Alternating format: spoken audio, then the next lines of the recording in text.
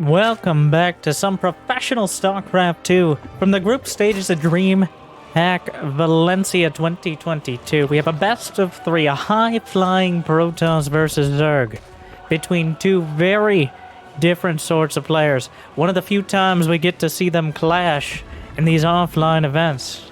And let me first introduce one of the most storied players in StarCraft 2, winning tournaments for the better part of a decade now. Well, he's been struggling lately, but in Wings of Liberty, a force to be reckoned with. And I bring that up not just as a disparaging remark, but because it's remarkable because he still has a very similar style. It's DRG, the human Zergling. He loves Zerglings. If it's a Lisk, if it's a Ling, DRG is a fan. If not, it's boring. He doesn't want it. He does struggle in those later games, but when it comes to macro Zerg, he's second to pretty much none. Now, if that's not enough to open up that like button and subscribe, well, we're not done. In the top right of Data C here, starting off in the blue, the Protoss player, D-Mauer, the most defensive, solid Protoss, literally nicknamed the wall. We have Showtime.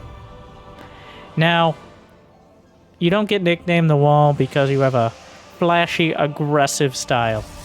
No. He is one of the most stable and solid Protoss players. Honestly, almost to his own detriment many times. As he ends up being somewhat predictable, and that means a lot of players will cut corners against him. But a good wall doesn't have too many of those corners to cut.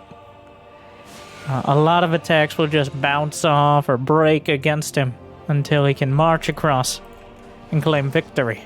Now, I'm not saying he's a defensive player. I think that's being a little... I'm already misconstruing myself, but instead, he positions himself... He's preemptive defense. If that means attacking, so be it. If that means sitting in your base, okay, but usually it's somewhere in between. Speaking of which, those shades somewhere in between both these bases get 3 drones with a well-timed cancel.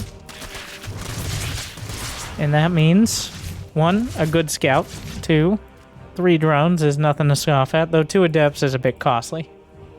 It is the Moracle play, the plethorical opener, which I am now calling Heroes Swarm Protoss, as he just opens up those 3 oracles, enough to have 1 at home, send 1 across, and then have another one just in case you need it. Really, Oracle's a Swiss Army knife.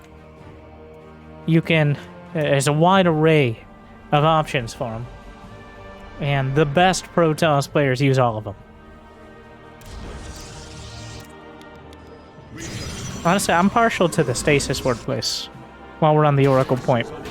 Oh, we're in the Showtime action cam. Might as well take a look accidentally, but we'll stick with it, Jimmy. We'll stick with them for a moment.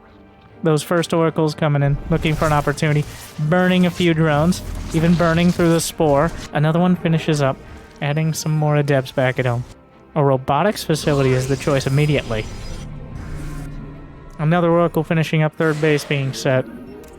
And in fact, Showtime seeing more drones finishing up. I think he's confident in getting the rest of his tech. +1 melee. Sticking with the lings. Scarlett's favored response to this style. Zerg players have slowly but surely ruled out a lot of options. Overall, Roaches and Ravagers, while they can be good, it's just too easy to, 1, predict them, and 2, deal with them, whether it's with oracles or setting up your defense. Lings and Lisks. Now, whether that's Hydras or Mutas, or even Ultras, well, and of course, Banelings and/or Zerglings. That remains to be seen. But no Rotorn on the way. Lair has not finished. Lair has started. +1 melee. On the other side, +1 ground attack for Showtime. Splits off an Oracle, slipping and sliding around. The Queens in the main, trying to file their way through the mineral patches, but they're just a little bit too on the wide side for that.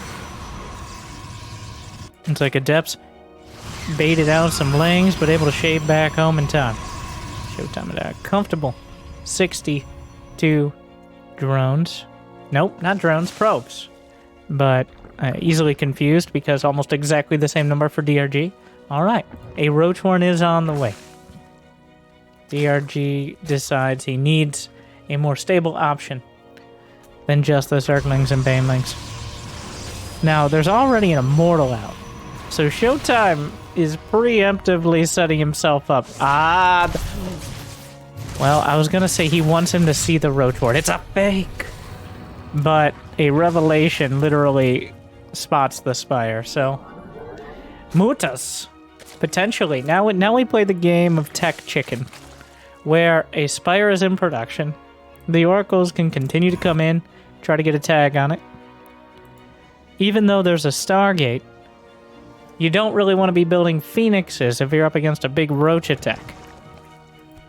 Hallucinated Phoenix, gonna try to get some information. Roach speed is upgrading. No roaches in production yet. The queen's still struggling on the creep, or off the creep in between the main and the natural. Spire is finishing up, and Showtime is not building any phoenixes. He's getting blink. He's got 4 bases. He's got 75 probes.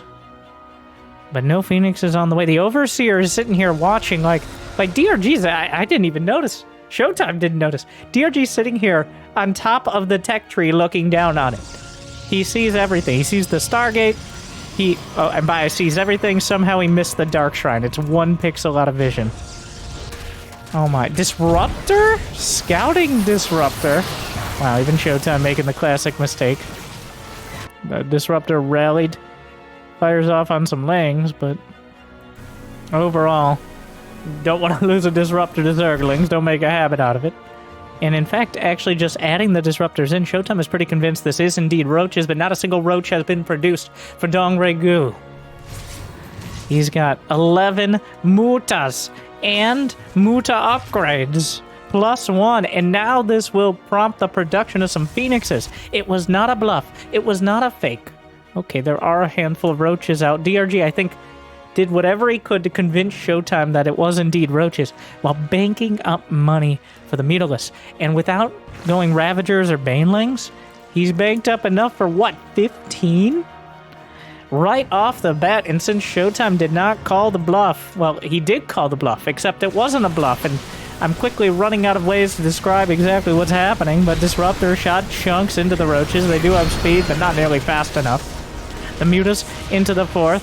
Battery well, DRG can't really decide what he wants. The Phoenixes are already out. 2 Phoenixes. Technically, Phoenixes are the hardest counter of a unit that can shoot back in the game. Because Phoenixes can fire while moving. They do extra damage to Mutas. And they have more range. So given unlimited space and attention, the Mutas should never even touch the Phoenixes. Now, of course, StarCraft isn't played on paper, believe it or not, or in Twitch chat or the YouTube comments. They'll leave one. 6 DTs on the way. The Phoenixes are already kind of zoning out. It feels like this first wave of Mutas did not get nearly as much as it could have. But we are still under 10 minutes in, and speeding up towards 200 supplies. Neither of these players has done more than superficial damage. 80 workers apiece. A whole lot more Banelings. +1 shields for Showtime. Stasis Ward, a strong choice. I don't think DRG realizes the force field is made of his own Zerglings. We'll protect them from the Disruptor shot, but it is one of the most effective force field. Oh my god! Is that an Immortal or a Stalker he just shot? 8-click gets the better of him. But Showtime is nearly max. There's no reason to sit back, be defensive against someone. He has the army to counter DRG. Another Disruptor is caught by Zerglings. These ones he definitely should have known were coming. But the DTs are revealed. Did he ever see? He did eventually see the Dark Shrine. But the DT Archon's actually getting mixed in. Does he not have a Templar Archives? Yeah, just DT Archons. Maybe he wanted to use the DTs and is now just opting for whatever he can get. The Phoenixes, more than a counter for the Mutalisks. Disruptors firing at point blank, blasting apart the Zerglings. The Mutas are kind of waffling back and forth. He's making 9 more. 18 have died, and that won't be the end of it. Nope, those are just Zerglings. A few Banelings in towards the 4th, but headed off to the wrong direction. This is an Ice Baneling escape. And, well, DRG just dies because those mutas did nothing. He did less than nothing. He lost 24 of them. Showtime. I mean, the wall. Not how I wanted to see this series start off. I was excited for the back and forth because Showtime didn't think it would actually be mutas, but DRG managed to pull one on him and go for the mutalist. But then the mutalist did nothing and he just kind of died.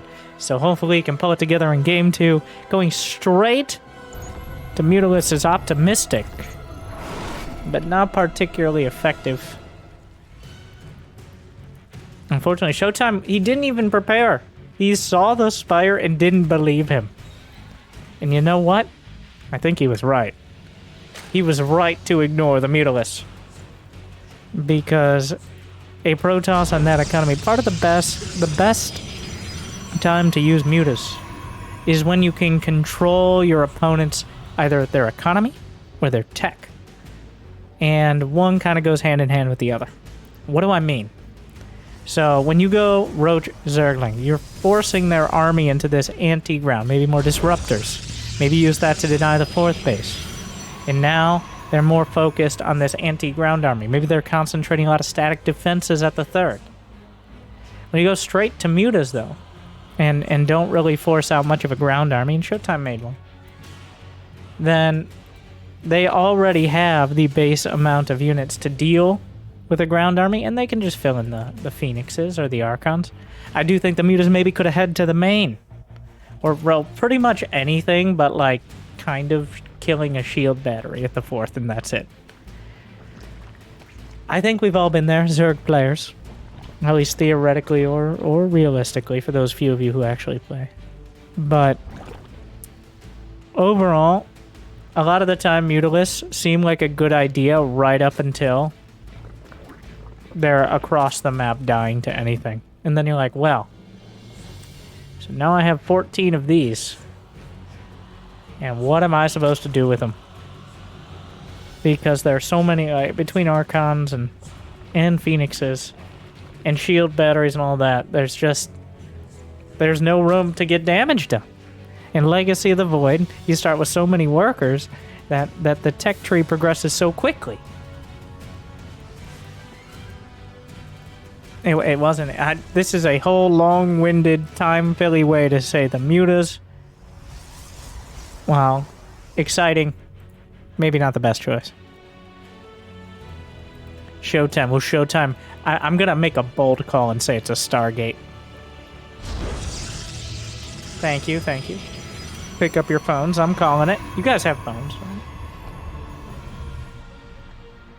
Yeah, Showtime slaps down the Stargate in Game 2. I would not be surprised. The Stargate, once again, is back at the forefront, which is a confusing sentence, but not a confusing build, because the Stargate occasionally gets supplanted by the Twilight. Like, when Zest, 2 games, when Zest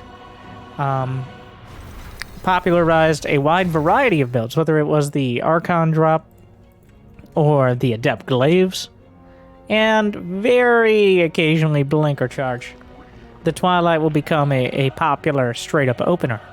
It's still somewhat popular in Protoss versus Terran, but overall, the Stargate and Oracles specifically, though Void Rays had their day in the sun, many days, Oracles just give you everything you need in the early game to play a solid game. And none of the other tech paths really give you so many options. Oracles can defend you against all-ins. They can scout those set all-ins and defend you without needing an entirely new unit. They can keep your opponent contained. Like, you have 2 Oracles on the map, they're probably not going to want to move out with their Zerglings, and especially not with something like Roaches, without committing to an all-in. So you're narrowing down the options of your opponent just by the Oracles existing.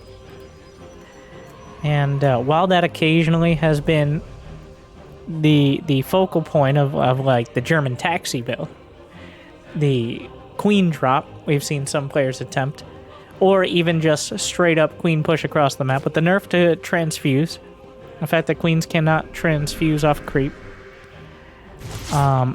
Combined with overall the nerf to the void, right? Means oracles are once again very much the staple of the early game. The Zerglings trying to jam in. Shield battery. A lot of the times, players will build shield batteries instead of pylons. You also see that in PvP. Why? Shield batteries take longer to build. They actually have less HP than a pylon, but you're less obligated to cancel it so quickly.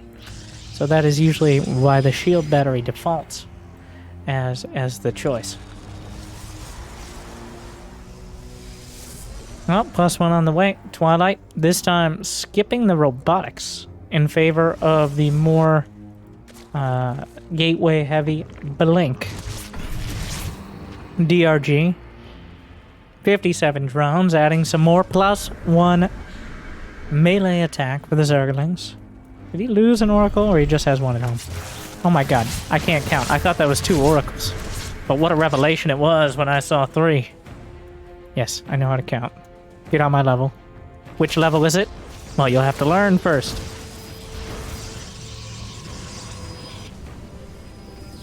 Overlord in the main this time around. Showtime's not gonna let the peeping Ovi see every... Wow, that's... Okay. There's a gap there. Lair on the way. No Roach one this time around. Oracles. Sliding through for a few more kills. Just keeping DRG honest. Showtime similar. On the worker count, it looks like we're going to wall off this entire area near the 3rd. Quite a commitment, but it completely shuts down an angle of Zerglings. Well, he's starting with just the left side of it. Funneling units is oftentimes better than outright walling off. Makes it easier to kill a huge amount very cost efficiently. Infestation pit on the way. If it was almost any other player, I would say this is for Swarmhouse. But this is DRG. And he's making MASS ZERGLING. They're actually doing damage, forcing the Oracles back. The Lings will back off. This is for Ultras. This is like a theory crafting build. This... Okay. So Showtime, in typical Showtime manner, expanding, defending... Not particularly aggressive. Only in the last game was he aggressive because he was trying to control the mute account. Now the Zergling wall, this is what happens. Of course the Zerglings would have just gotten in if he didn't wall off, so there's that. Is he just rushing Ultra? It's like step 1, Zergling. Step 2, Ultras.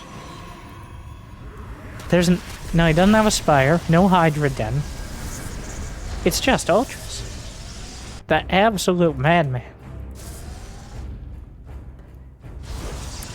Did he actively notice that Showtime skipped the Robo?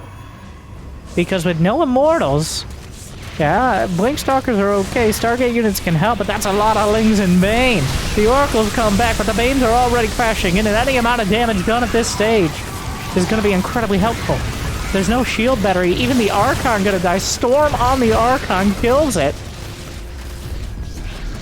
Zerglings running over. 9 probes down. Archons added in. And oh my god, he just goes for it. 8-minute Ultralisk Cavern. With 80 drones and 5 bases.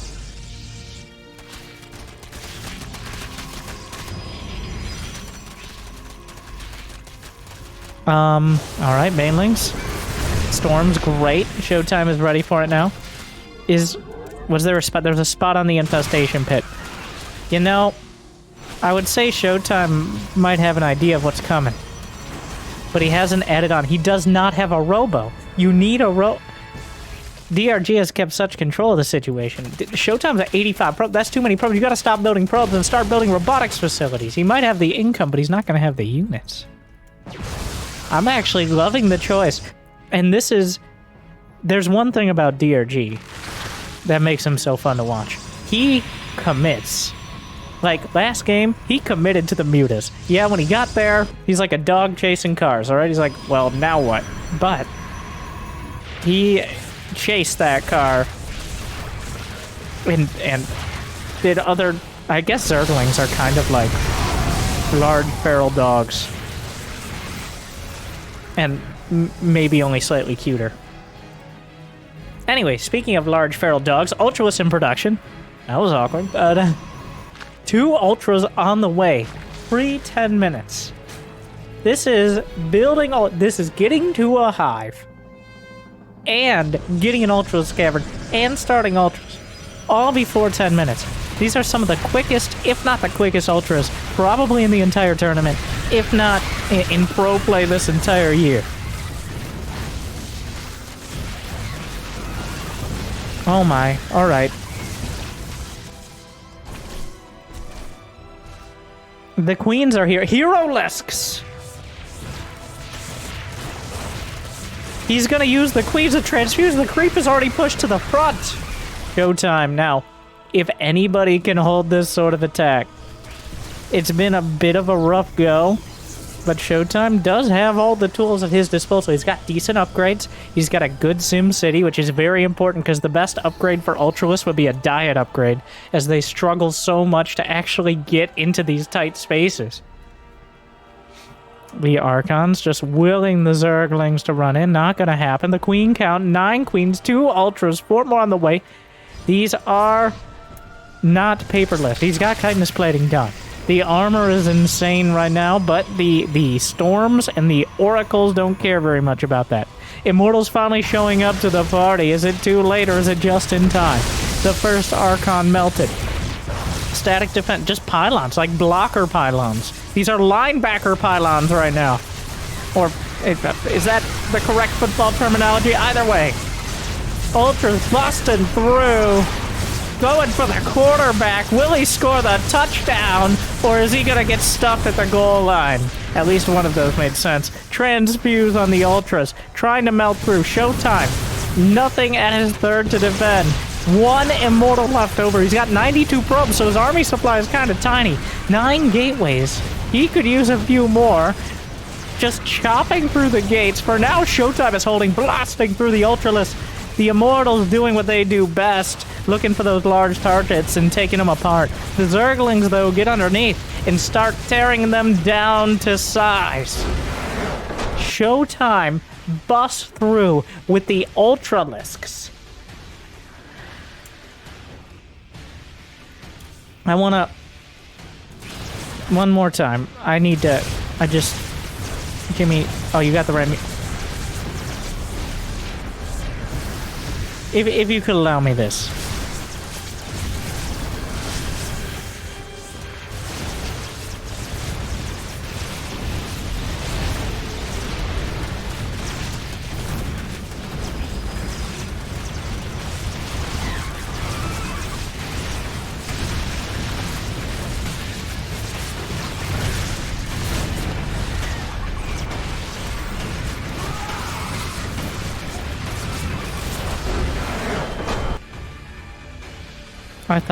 I thought that might be a more fitting end than my just incredulous response.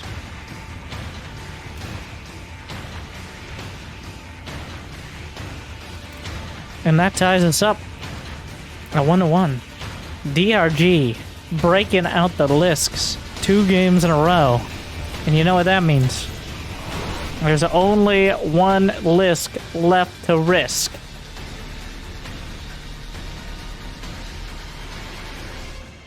Hydras.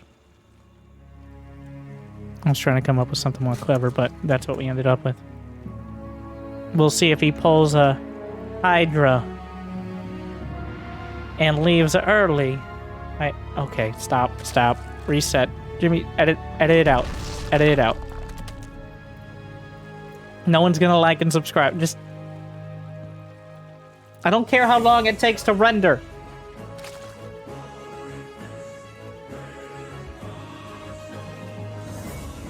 I think I don't know why Showtime skipped the Robo for quite that long.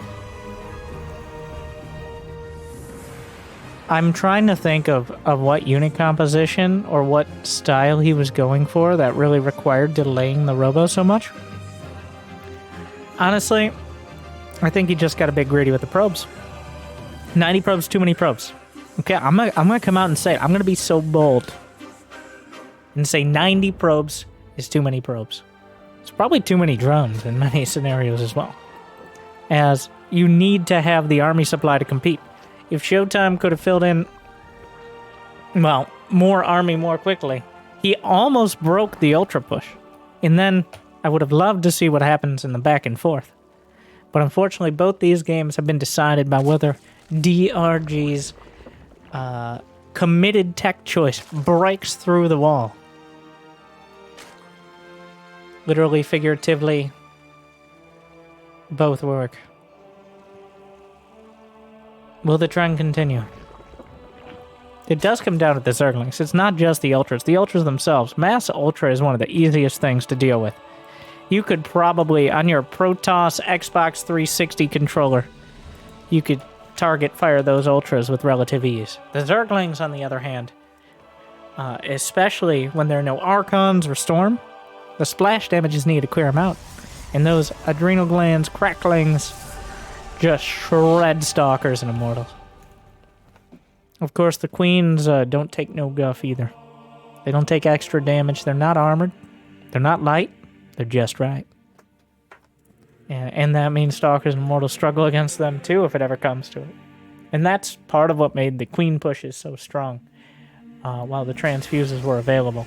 DRG took the old-fashioned method, which is just creep across the entire map in 10 minutes. The Scarlett.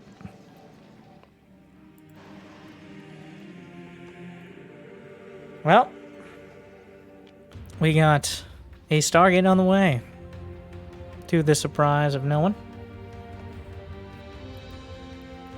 Depth shading away. We're on Tropical Sacrifice, but we'll have to see who the sacrifice ends up being today.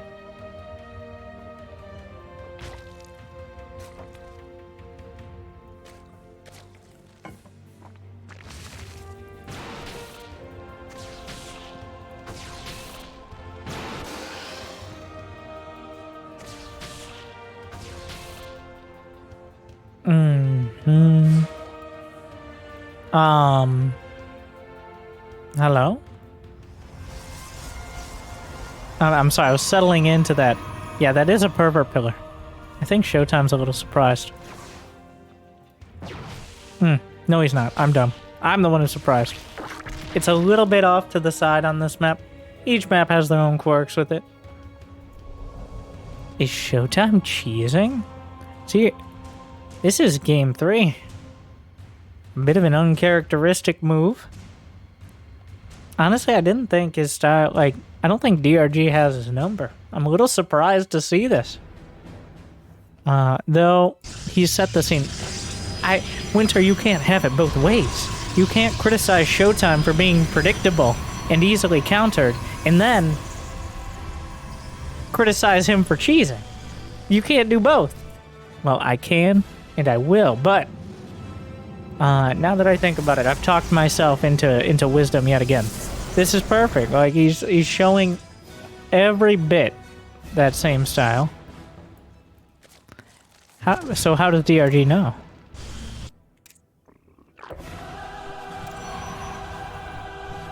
I say how does DRG know because he's already building a Baneling nest. I don't know if he was building it that quick in the previous games.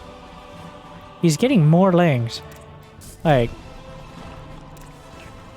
either he himself is planning on doing some sort of big ling attack, which is quite fortuitous, or there was some tell that, honestly, I don't know.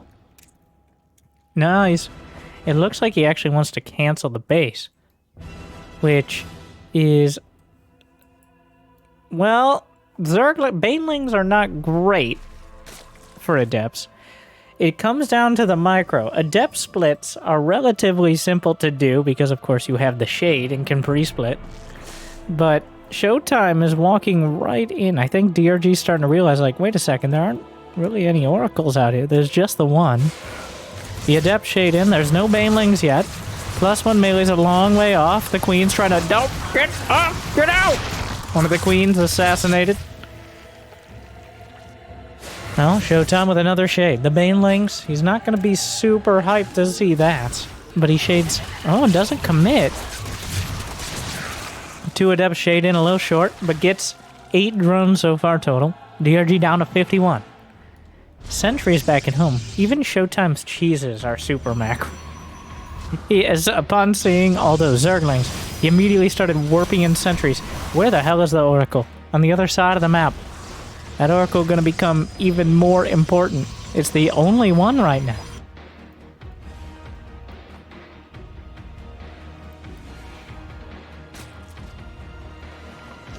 +1 melee is the key upgrade finishing. +1 melee, very helpful. Now, you still don't want to fight a huge amount of Adepts, but it really buffs up the Banelings, and against anything but Adepts, including buildings like shield batteries. Those Zerglings attack quite quick, even without the adrenal glands. Layers on the way. Blink is the choice for Showtime, trying to join up his Adepts with the rest of the army. More Zerglings on the way. Showtime encouraged DRG to do his favorite thing, which is building Zerglings. He loves Zerglings. Now, that doesn't mean he's super protective of them, no. He's almost the exact opposite, but I've never seen a player so committed to making Zerglings. And honestly, he's making it work so far, but the Banelings at the front. Roaches are needed. Ravagers are required. That amount of force fields looking good so far. Showtime laying them. Oh, he missed the mark, or did he? Force fields around the back. Getting a little dicey. The shield wall here. The force field is segmenting, isolating bits of the army. The Adept count is starting to thin out, but the Zerglings are non-existent. The spines are finishing. The hold.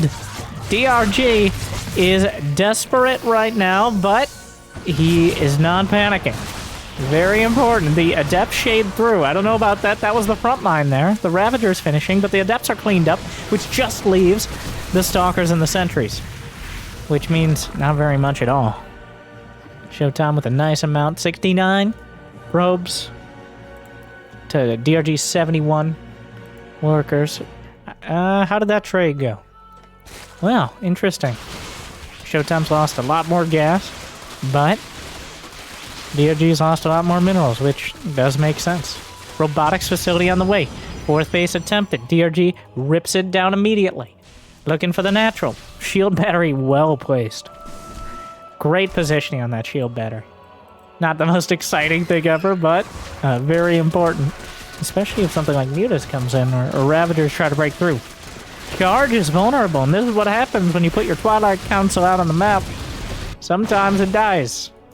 That wasn't as profound as I was hoping for, but yeah, it just died. And that means no charge. I don't think the charge upgrade is going to be a huge deciding characteristic. Showtime has already started another Twilight Council, but he's got to survive this next attack. DRG. He's got 82 Zerglings. Enough Roach Ravager to be dangerous. No cancel on the 4th. It's going to hurt a bit economically, but oh, he's not looking! Oh, not a great time for that. Wow.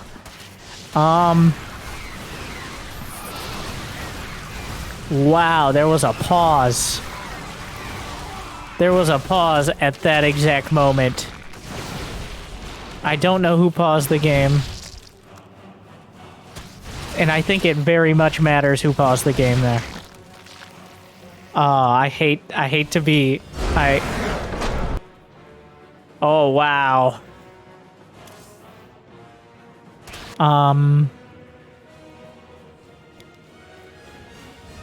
Wow, I haven't seen a situation like this before.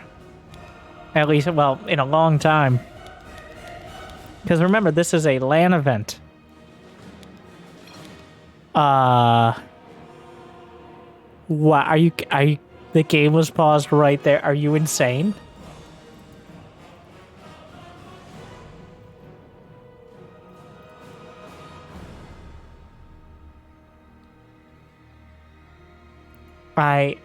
I have no idea.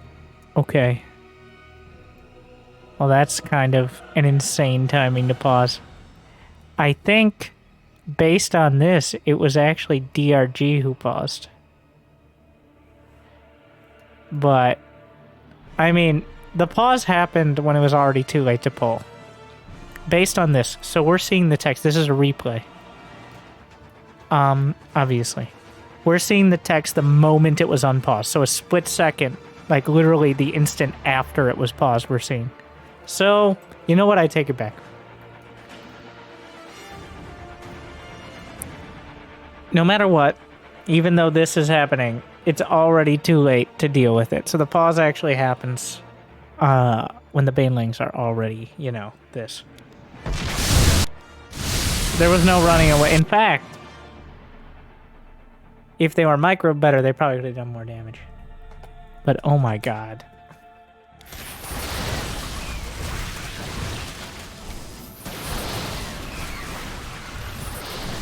Yeah, there's just too much. Run over. An interesting double dot on the end of it there. Of what is otherwise a really fun series. So, Showtime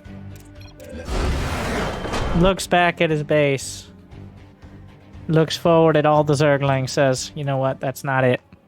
Interesting end to tie up that series, but we didn't see the Hydras.